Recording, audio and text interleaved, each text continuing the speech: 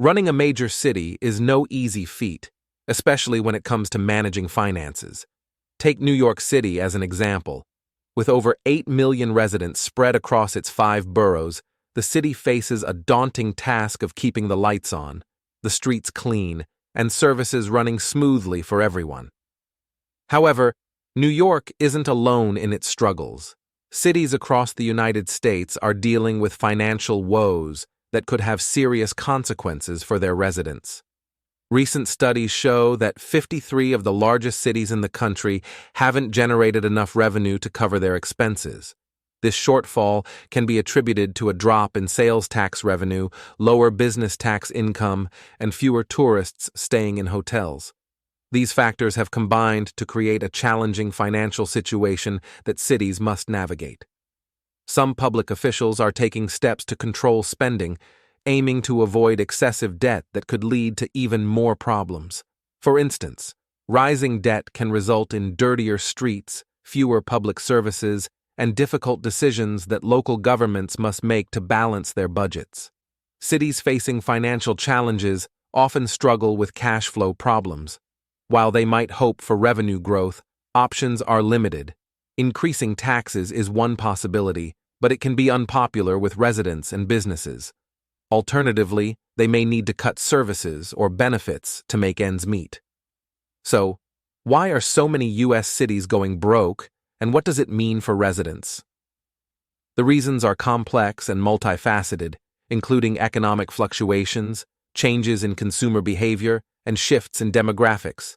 As for the impact on residents, it can lead to reduced quality of life, strained public services, and infrastructure challenges. Navigating these financial challenges requires innovation and strategic planning. Cities must find ways to boost revenue while maintaining essential services and ensuring quality of life for their residents. As they grapple with these obstacles, residents of major cities should prepare for potential changes and advocate for transparent, responsible financial practices from their local governments. In the bustling heart of New York City, financial challenges are a constant companion. The city, home to over 8 million people across 5 boroughs, manages an array of services, from 1,700 parks to 472 subway stations, that requires significant investment. As the city's top accountant, Comptroller Brad Lander oversees every financial facet of city government. New York relies on municipal bonds to fund long-term projects, much like a mortgage for major expenses. Investors back the city's obligations, and New York repays them with interest. These bonds allow New York to invest in critical infrastructure such as schools, water and sewer systems, and affordable housing. However, the city must tread carefully to avoid excessive debt. Concerns persist that cities across the U.S. might be overspending through bonds, accumulating more debt than they can reasonably repay. Sheila Weinberg, founder and CEO of Truth in Accounting, grades cities on financial transparency and fiscal health. Her team reports that New York carries a hefty $177 billion debt load, equating to $61,800 per taxpayer. The city's own calculations place the figure at around $96 billion, with a current debt ceiling of $125 billion, giving New York some wiggle room. Many cities labeled as sinkhole cities face similar issues with underreported bond debt obligations. These obligations often stem from underfunded pensions and retiree health benefits promised to public employees, relying on investments in the stock market to fulfill them. The picture isn't much brighter across the nation, with underfunded pensions in U.S. cities and states totaling an estimated $1.6 trillion. These pension plans invest in the stock market, a gamble that can determine a city's fate. For instance, Detroit's bankruptcy in 2013 was largely due to retiree payment obligations. To balance budgets, some cities, including Detroit, have had to make tough decisions like limiting payouts to retirees and redirecting funds to reserves. These choices, while challenging, can provide some financial breathing room. Truth in Accounting highlights cities like Chicago, Philadelphia, Houston, Portland, and Miami as facing financial trouble due to owing more money than they held in assets in fiscal year 2022. That year saw a dramatic dip in the stock market, the worst since the Great Recession, before markets rebounded. As cities navigate these financial storms, the stakes are high. The choices they make today will shape the future of their communities, affecting everything from public services to residents' quality of life. Managing debt and spending responsibly is crucial for cities to thrive in the long run. Across the United States, cities are feeling the pinch of financial strain and responding with spending cuts to balance their budgets. New York Mayor Eric Adams kicked off 2024 facing a $7 billion budget gap, largely due to a surge in asylum seekers and migrants seeking refuge in the city. Adams initiated spending cuts, known as Program to Eliminate the Gap, PEG, to narrow the budget deficit. These measures, combined with an unexpectedly robust economy, helped balance the fiscal year 2025 budget. Yet, Comptroller Brad Lander warns that the city isn't in the clear yet. The mayor's strategy involves 3 rounds of 5% spending cuts, totaling nearly 15%. These cuts are already impacting New Yorkers, such as funding reductions for public education that are resulting in fewer course options at the City University of New York and larger class sizes. Even the beloved neighborhood libraries are feeling the squeeze, as many have reduced their hours, affecting families and individuals who rely on weekend access. Additionally, programs that offer alternatives to incarceration, which have helped ease the burden on New York City's jails, are facing budget cuts. While making tough budgeting decisions is part of the job, Comptroller Lander emphasizes the importance of not being penny-wise and pound-foolish. In other words, the city must strike a balance between saving money and investing in programs that yield long-term benefits. This fiscal tightrope walk is not unique to New York. Cities like Portland, Oregon, Washington, D.C., and Los Angeles are also grappling with spending cutbacks.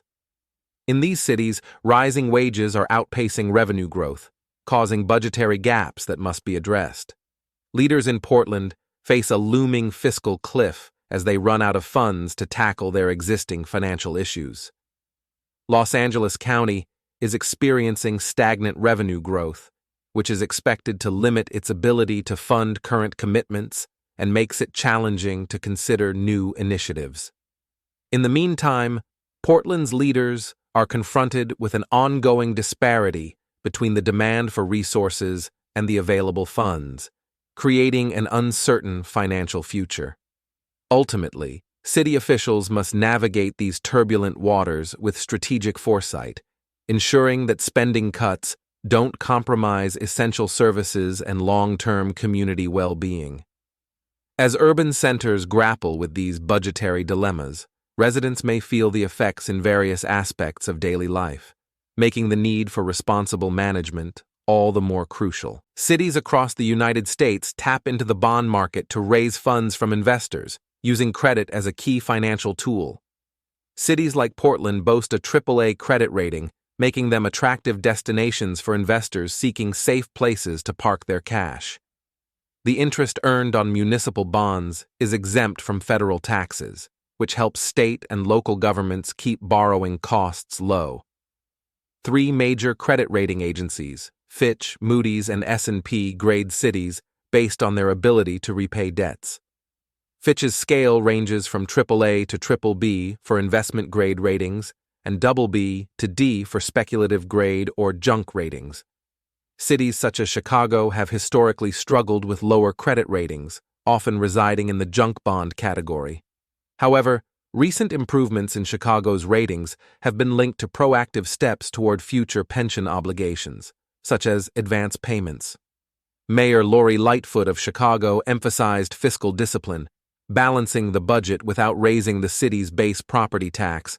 This move was part of her pledge to end reliance on regressive taxation that disproportionately affects working families. Despite the positive strides some cities are making, many still grapple with fiscal challenges.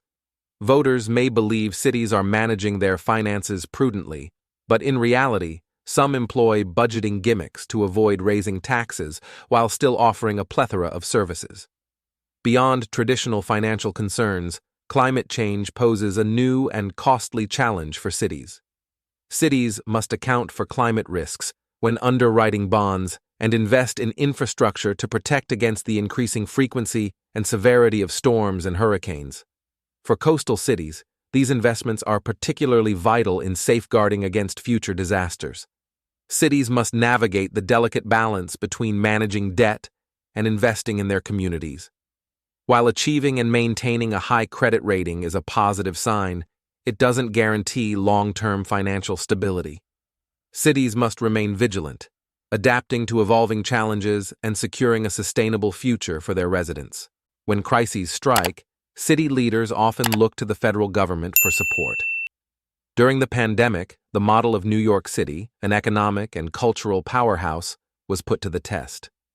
New York City received an estimated $28.6 billion in federal grants during the pandemic, aiding relief efforts across various programs. While these federal funds provided much-needed help, critics argue that these direct federal dollars for COVID-19 relief allowed the city to reallocate other funds for additional spending, effectively acting as a financial bailout. Now, as tax revenues in New York City are projected to decline in fiscal year 2024, a rare occurrence that has only happened 3 times in the past 40 years, the urgency for financial stability is clear. The city could explore new revenue streams using existing tools, such as property taxes. The average American pays over $165,000 in property taxes over their lifetime, with the highest rates in states surrounding major urban areas like New York, Boston, and Chicago. Alternatively, the city could consider raising its debt limit, as proposed by New York State's leaders.